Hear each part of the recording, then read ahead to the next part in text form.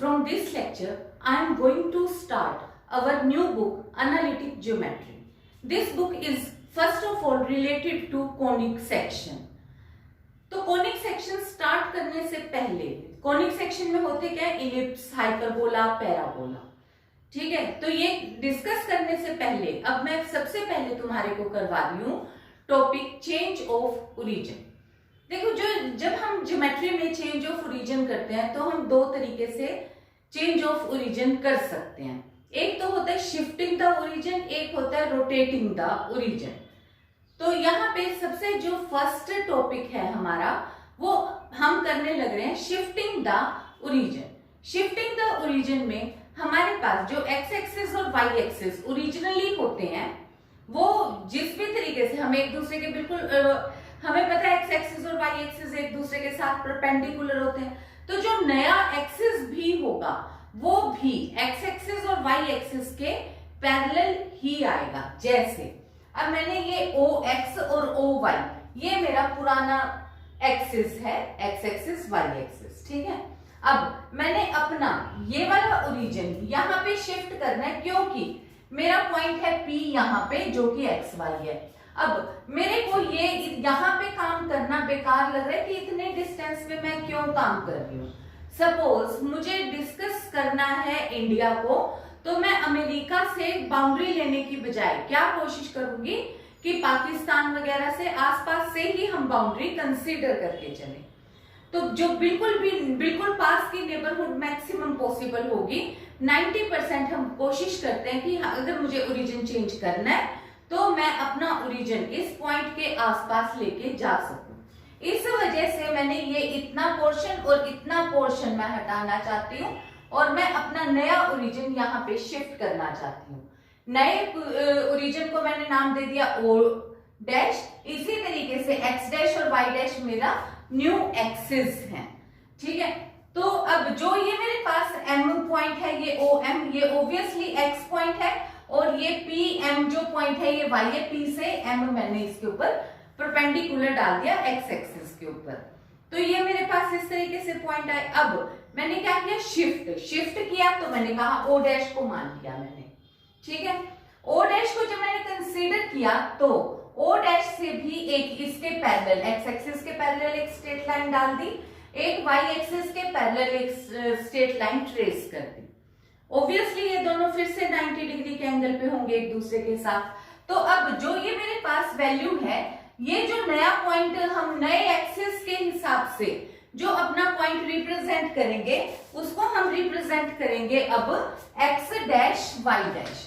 जो ये मेरा अब नया पॉइंट है, ये वाला पॉइंट पी ही पॉइंट तो वो सेम ही है, पर नए एक्सिस के अकॉर्डिंग अब मेरा नाम उसके अकॉर्डिंग क्या हो गया, एक्स वाई। तो जो ये ओ डैश पॉइंट मैंने शिफ्ट किया है, ये भी कुछ और होगा, क्योंकि स्टार्ट तो मुझे यहां से करना है, वैल्यू तो मुझे यहाँ के अकॉर्डिंग दी हुई है। मैंने ये तो अपनी मर्जी से शिफ्ट किया है, क्योंकि मैं क्वेश्चन को इजी बनाने के लिए इस तरीके से सोल्व करूंगी। तो ये जो ओ डैश है, इसको भी मैं ध्यान रखूंगी कि मेरा एक्चुअली कहां से क्वेश्चन था और नया वाला पॉइंट मेरा कहां पे मैंने कंसीडर कर लिया। तो वो पॉइंट मैंने से एच और के ले लिया, तो उसके अकॉर्डिंग अब देखो यहां से या नीचे तक मैंने परपेंडिकुलर डाला, इस पॉइंट को मैंने के कह दिया, और ऑब्वियसली क्योंकि ये h है तो ये o k का डिस्टेंस कितना हो गया h, और o डैश से k तक की वैल्यू का वैल्यू कितना हो गया distance, is equal to small k, ठीक है। अब देखो क्योंकि ये o dash k is equal to small k है और ये लाइन इसके पैरेलल है, ये इसके पैरेलल है, तो m डैश की वैल्यू भी क्या हो गई, is equal to small k हो गई। अब ये वाली जो वैल्यू है हमारे पास, अब देखो जो ये नए एक्सिस में हमें काम करना है, तो सबसे पहले तो हमारे पास एक्स वाई जो पॉइंट था वो पुराने के हिसाब से था एक्स वाई। ओ डैश मैंने नया पॉइंट लिया, नया ओरिजिन जिसको मैंने एच के कहा, तो ये इसके बाद जो नया ओरिजिन के हिसाब से मेरे पास एक्स एक्सिस और वाई एक्सिस क्या हो गए, O X dash O Y dash, ठीक है। तो यहाँ से P से जब मैंने इसको ट्रेस करा, तो ये जो पॉइंट है यहाँ पे आके M डैश पे आके मेरे पास मिल गया।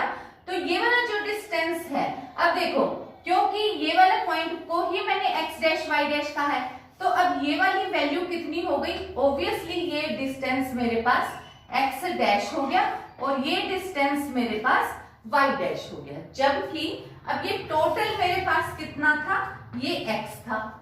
अब क्योंकि ये x डैश है तो ये वाला डिस्टेंस भी x डैश है, तो ये वाला डिस्टेंस मेरे पास OM जो वैल्यू थी वो कितनी थी, टोटल x थी। तो अब मैंने स्टार्ट किया, x किसके इक्वल किया, OM फिर मैंने दो पोर्शन में डिवाइड कर दिया, OK प्लस KM। तो ये जो OK है, OK ही रहने दिया, KM की जगह मैंने O dash M dash put कर दिया।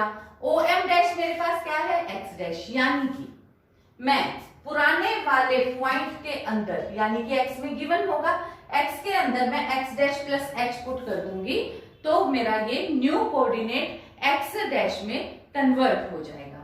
इसी तरीके से y को मैं क्या लूंगी, ऑब्वियसली MP। तो MP को मैंने किस तरीके से डिवाइड कर दिया, ये MP हो गया P M dash plus M dash M, और ये वाली वैल्यू मेरे पास कितनी है, ये देखो, ये वाला मैंने K लिया हुआ है, ये Y लिया हुआ है, तो ये Y डैश, तो ये कितना हो गया, Y डैश प्लस K आ गया डिस्टेंस। तो यहाँ पे Y को मैं कैसे रिप्रेजेंट करूंगी, Y डैश प्लस K। तो यानी कि जो मेरे ओल्ड x कोऑर्डिनेट थे x एंड y, वो अब मैंने किसकी टर्म में एक्सप्रेस कर दिए, x डैश और y डैश की शेप में रिप्रेजेंट कर दिए। और जहां पे की जो शिफ्ट किया है वो किस पॉइंट से शिफ्ट किया है, मैंने अपने ओरिजिन को पॉइंट h एंड k से। We have a numerical related to shifting the origin. In this numerical, find the new coordinate of point 1 minus 2 when the origin is changed to 1 minus 1. तो इसमें हमारे को जब यहाँ result दिया कि new coordinate of point 1 minus 2 origin is changed to, यानी कि h और k की वैल्यू 1 माइनस 1 दे दी और x y की वैल्यू हमारे को 1 माइनस 2 दे दी। अब मुझे पता है कि x की वैल्यू क्या होती है, x dash plus h, y की वैल्यू क्या होती है, y डैश प्लस k। तो यानी कि x डैश की वैल्यू क्या हो गई, x माइनस h, और y डैश की वैल्यू क्या हो गई, y माइनस k। अब ये जो ओरिजिन इज शिफ्टेड टू, तो यानी कि h और k की वैल्यू मेरे पास है, ये कोऑर्डिनेट दिया हुआ है, तो यानी कि स्मॉल x और y मेरे पास है। मैंने ये वाली वैल्यूज सब्स्टिट्यूट कर दी इस इक्वेशन के अंदर, तो x डैश की वैल्यू मेरे पास आ गई 0, y डैश की वैल्यू आ गई -1। अब देखो इसी तरीके से एक और न्यूमेरिकल है, इसमें मेरे को कहा है if bye shifting the origin two point P, मतलब O डैश की बजाय ओरिजिन क्या कह दिया, P, हमें क्या फर्क पड़ता है। तो the point -4 8 has new coordinates 115, find P, यानी कि ओल्ड कोऑर्डिनेट ये है, न्यू कोऑर्डिनेट ये है, और मुझे P की वैल्यू फाइंड आउट करनी है। P यानी कि रीजन है न्यू, और न्यू रीजन का नाम मैं क्या लेती हूँ, HK। तो मैंने P को ले लिया HK, और ये मेरे पास ये वैल्यू हो गई ओल्ड कोऑर्डिनेट, ये हो गए न्यू कोऑर्डिनेट, यानी कि x is equal to x dash plus h। तो यहां से इसी तरीके से y is equal to y dash plus k, और ये सोल्व करके मैंने h और k की वैल्यू फाइंड आउट कर ली। As we know that any conic equation is of second degree equation. तो सेकेंड डिग्री इक्वेशन में कोनिक में हमें कई बार ये नहीं पता लगता कि ये इलिप्स है, हाइपरबोला है या पैराबोला है। तो हमें ये आइडेंटिफाई करने के लिए कुछ एक ट्रिक्स यूज करनी पड़ेगी। तो उसके लिए जैसे अब हमारा जो फर्स्ट ये टॉपिक चल रहा है, ये है शिफ्टिंग द ओरिजिन। तो अब इसका कोनिक सेक्शन में यूज क्या है, इसका कोनिक सेक्शन में ये यूज है कि जैसे हमारे को कोई भी जनरल सेकेंड डिग्री इक्वेशन दी हुई हो, तो मैंने जनरल की बजाय एग्जाम्पल ले ली जिसमें कि मैंने a b c h वगैरह की बजाय नंबर ले लिए x² plus 3xy minus y² plus 3x minus 7y plus 11। अब देखो इसमें क्या है, x² की भी टर्म है, प्रोडक्ट भी है, y² की भी टर्म है, फिर लीनियर टर्म x और y भी है, और फिर कांस्टेंट टर्म भी है। अब मुझे यहां से करना क्या है, जो कोनिक सेक्शन है, देखो मुझे पैराबोला पता लग जाएगा अगर y² is equal to 4ax होगा, इलिप्स पता चल जाएगा अगर x² over a² plus y² over b² is equal to 1 type होगा, तो इस तरीके की इक्वेशन बनाने के लिए तो मुझे ये लग रहा है कि इसमें ना तो प्रोडक्ट टर्म है और ना ही इनमें लीनियर टर्म्स हैं। तो मैं पहले नंबर पे कोशिश करूंगी कि लीनियर टर्म्स को किसी तरीके से हटा पाऊं। तो लीनियर टर्म्स को हटाने के लिए जब मैं प्रोसेस कर रही हूं तो ये शिफ्टिंग द ओरिजिन हम यूज करेंगे। इसके लिए अब देखो किस तरीके से तुम्हें यूज करना है। तुमने शिफ्ट किया ओरिजिन को एच और के से, तो जो नया कोऑर्डिनेट है तो वो हमारे पास पुराना किसके बराबर हो जाता है, x is equal to x dash plus h, y is equal to y dash plus k. तो जब मैं नए एक्सिस पे शिफ्ट कर गई तो मेरा ये क्वेश्चन किस तरीके से शिफ्ट हो जाएगा, इस गिवन इक्वेशन में मैंने x की जगह पे x dash plus H put कर दिया, y की जगह पे y डैश प्लस के पुट कर दिया, इसको सोल्व कर दिया। सोल्व करके second degree equation, product term सारी मैंने यहां से इकट्ठी कर ली। ठीक है, सेकंड डिग्री की इक्वेशंस इकट्ठी कर ली, टर्म्स और प्रोडक्ट टर्म। तो इसके बाद मेरे पास आ गई x डैश की टर्म आ गई और y डैश की, और ये कांस्टेंट टर्म आ गई। अब मुझे क्या करना है, remove the term of first degree, remove the first degree term, यानी कि मुझे ये भी जीरो चाहिए और ये भी जीरो चाहिए। तो इसके लिए मैंने अब इसको इक्वल टू जीरो करना है, इसको इक्वल टू, क्योंकि कांस्टेंट ही जीरो हो सकता है, तो इनको जीरो पुट किया। तो ये दो अननोन, दो इक्वेशंस, तो इनको मैं सोल्व कर सकती हूँ। तो मैंने क्या किया, h इक्वल टू के इक्वल टू 1, पहले यहाँ पे मिडल टर्म लिख ली 2 माइनस 2, फिर 3 माइनस 7, फिर 2 3, फिर first term repeat, cross multiply करके मैंने h और k की वैल्यू फाइंड आउट कर ली।